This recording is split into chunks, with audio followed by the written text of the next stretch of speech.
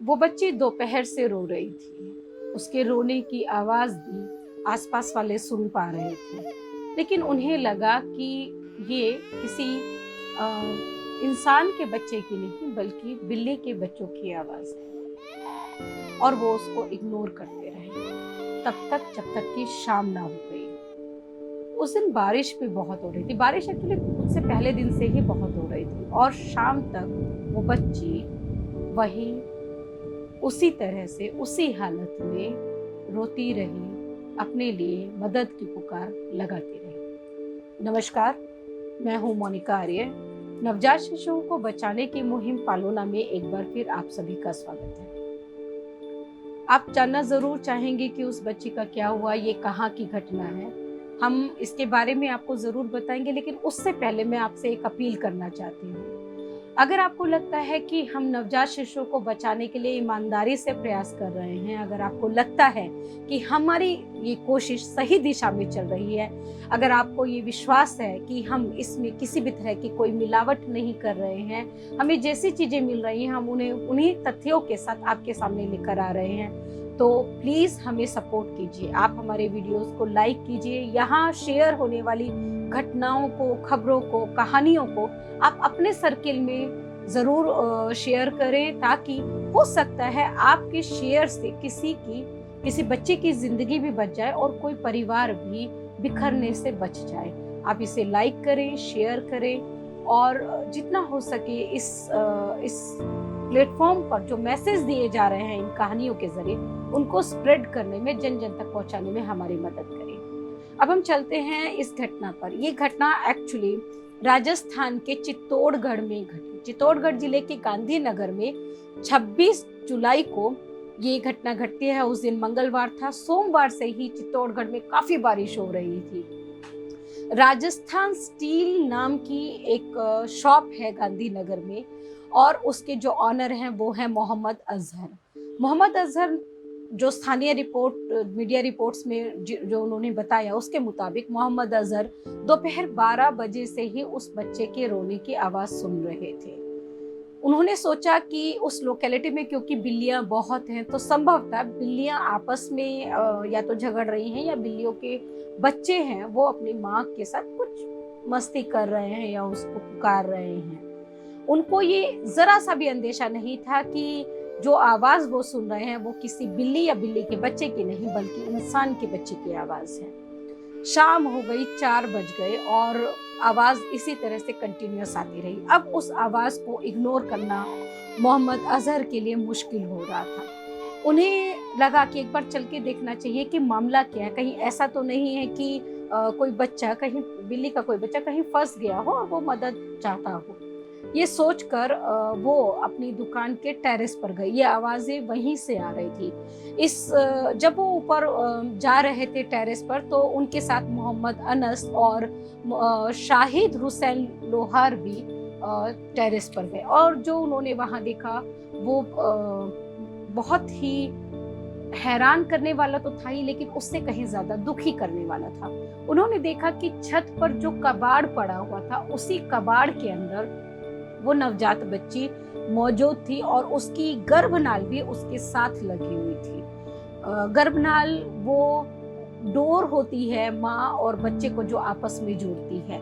तो ऐसा लगता है कि बच्ची को जन्म देने के बाद, जी हाँ, ये एक लड़की थी, और राजस्थान और हरियाणा ये काफी बोलना चाहिए कि कुख्यात है इस चीज को लेकर कि यहाँ बच्चियों की पहले तो भ्रूण के रूप में कोख में ही हत्या की जाती रही है, और इसके अलावा जब उनका जन्म हो जाता है तो उसके बाद भी उनसे उनके जीवन जीने का अधिकार छीन लिया जाता है। और ये जो घटना हुई, ये भी असल में उसके उसी जीने के अधिकार को छीनने की एक कोशिश थी। तो उन्होंने जब वहाँ बच्ची को उस हालत में देखा गर्भनाल सहित, तो उन्होंने लोकल अथॉरिटीज को तुरंत कांटेक्ट किया और आसपास के कुछ युवाओं से मदद मांगी, और उन युवाओं की मदद से ही बच्ची को वो जिला अस्पताल में लेकर गई। वहाँ डॉक्टर जयसिंह मीणा ने बच्ची को अटेंड किया, और उन्होंने मीडिया को बताया कि जब बच्ची उनके पास आई तो वो ठंड से सिकुड़ी हुई थी, क्योंकि वो लगता है कई घंटे तक बारिश में भीगती रही थी। काफ़ी ज़्यादा बारिश हो रही थी पिछले एक दिन से, मतलब सोमवार से ही उस इलाके में। तो बच्ची भी इस बारिश से बच नहीं सकी थी, वो भीगती रही थी और वो इतना काँप रही थी कि उसकी कपकपाहट को कंट्रोल करना मुश्किल हो रहा था। डॉक्टर मीना ने ये भी बताया कि जो बच्ची है वो प्रीमेच्योर भी है और अंडरवेट भी है। वो उस बच्ची का जो वजन था वो 1 किलोग्राम 900 ग्राम था।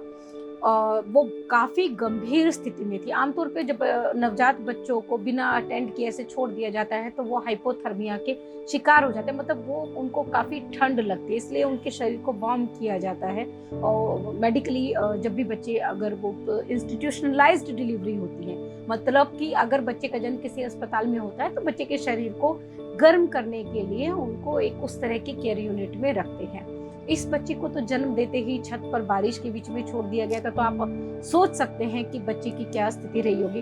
खैर, अच्छी बात ये थी कि डॉक्टर्स के मुताबिक बच्ची रिकवर कर रही है, उसकी कपकपाहट को भी कंट्रोल किया गया और उसको जो मेडिकल ट्रीटमेंट मिला वो शायद one of the best treatment था, इसीलिए बच्ची ने अच्छे सिग्नल्स दिए, रिस्पॉन्ड किया उस ट्रीटमेंट को।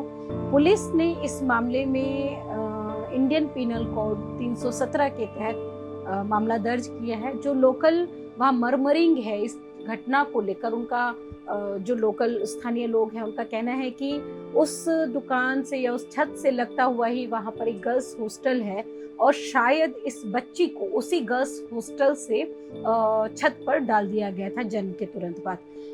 ये तार्किक भी लगता है क्योंकि बच्ची छत पर कहीं से उड़कर तो आई नहीं होगी, आसमान से गिरी नहीं होगी। ठीक इसी तरह का एक मामला हरियाणा में भी हुआ था। हरियाणा के पानीपत शहर में इसी तरह कूड़े के ढेर में एक बच्ची मिली थी और वो भी जस्ट बॉर्न बेबी थी। किसी को पता नहीं चल पा रहा था कि ये बच्ची कहाँ से आई है, किसने उसको वहां डाला, और तब एक कॉलर ने ये क्लू दिया कि बच्ची आसमान से तो नहीं टपकी होगी और इस छोटे से क्लू ने उस बच्ची के दोषियों तक पहुंचाने में मदद की थी। सेम केस यहाँ पर है। बच्ची छत पर मिली है तो निस्संदेह वो आसपास की किसी बिल्डिंग से ही उछालकर नीचे छत पर डाली गई होगी। अगर पुलिस माइन्यूटली इस केस को देखे, इसकी कड़ियों को जोड़ने का प्रयास करे और गहन इसकी जांच करे तो यहाँ की पुलिस भी निश्चित तौर पर इस बच्ची के दोषियों तक पहुंच सकती है। एक बात हम इस प्लेटफॉर्म के जरिए आप सभी को बताना चाहते हैं और आपसे रिक्वेस्ट भी करेंगे कि आप इसे अपने सर्किल में जरूर स्प्रेड करें, वो है सेफ सरेंडर। सरकार की एक पॉलिसी है सेफ सरेंडर। इसके तहत कोई भी व्यक्ति अपने बच्चे को यदि पालने की स्थिति में नहीं है या कोई ऐसी मजबूरी है कि वो अपने बच्चे को नहीं पाल सकता है, कोई हालात ऐसे हैं, तो वो अपने जिले की CWC यानी बाल कल्याण समिति, चाइल्ड वेलफेयर कमेटी को संपर्क कर सकता है और वहाँ अपने बच्चे को सेफली सरेंडर कर सकता है। जो भी उसके बायोलॉजिकल पेरेंट्स हैं बच्चे के या फिर उसके परिवार वाले हैं, वो बच्चे को वहाँ पर सेफली सरेंडर कर सकते हैं। ये प्रक्रिया पूरी तरह से गुप्त रहती है, किसी को भी ये पता नहीं होता है कि बच्चे को किसने जन्म दिया है और बच्चा कहाँ से आया है। ये केवल अधिकारियों को ही मालूम होता है। 2 महीने का इसमें वेटिंग पीरियड होता है ताकि बच्चे के जो पेरेंट्स हैं वो अपने डिसीजन को रिकंसिडर कर सकें। अगर उसके बाद भी 2 महीने के दौरान उन्हें लगता है कि वो अपने बच्चे को खुद पाल सकते हैं तो वो बच्चे को लेके जा सकते हैं। अगर उन्हें लगता है कि नहीं बच्चा वहीं सही है तो 2 महीने के बाद उस बच्चे को अडॉप्शन के लिए लीगली फ्री कर दिया जाता है। इसका मतलब होता है कि बच्चा अडॉप्शन पूल में आ जाता है कारा के, सेंट्रल अडॉप्शन रिसोर्स अथॉरिटी के, और यहाँ से एक अच्छे परिवार का चयन करके बच्चे को उन्हें पालने पोसने के लिए दे दिया जाता है। तो हम सभी से ये अपील करते हैं कि बच्चे के लिए जीवन चुनिए। आपने बच्चे को जन्म दे दिया है, आपने उसको गर्भ में नहीं मारा है, बहुत अच्छा किया है। अब उसके लिए जीवन और चुन लीजिए, उसको सेफली सरकार को सरेंडर कर दीजिए। व्हाटएवर द रीजन, कोई भी कारण हो, आप हत्यारे मत बनिए बच्चों के। नमस्कार।